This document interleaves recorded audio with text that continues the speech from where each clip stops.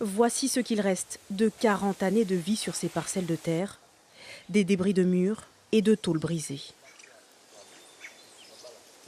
Depuis 1977, après la mort de mon père, je me suis mis ici.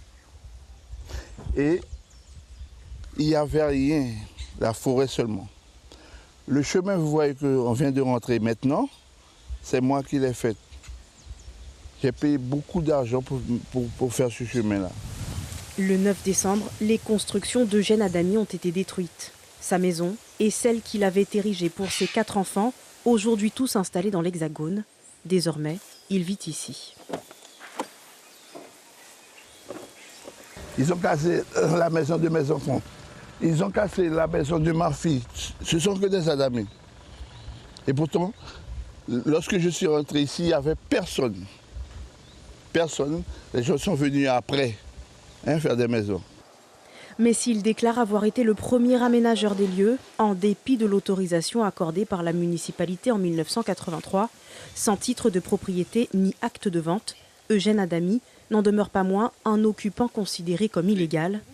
En juin 2011, cette parcelle cadastrée était vendue à la société SCI Estelise par le Conseil général, une opération prévoyant l'obligation pour l'acquéreur d'accompagner 11 familles recensées pour leur ancienneté sur ces terres.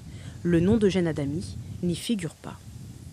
Le maire de l'époque avait facilité certaines occupations avec des documents parce qu'il y a des personnes qui venaient le voir et lui prenaient en compte la situation humaine de ces personnes-là et les accompagnait. Et notamment celui-là qui était un agent communal.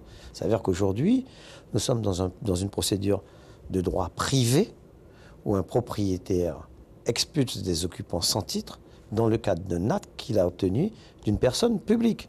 Joint par téléphone, le dirigeant de la société propriétaire, René Gustave, a indiqué qu'il comptait développer sur ce site, initialement détenu par son grand-père, un projet d'aménagement immobilier, après 4 années de procédure judiciaire.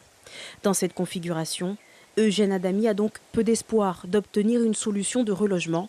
Il envisage pour l'heure de bâtir une nouvelle maison à l'endroit même où l'ancienne était rasée la semaine dernière.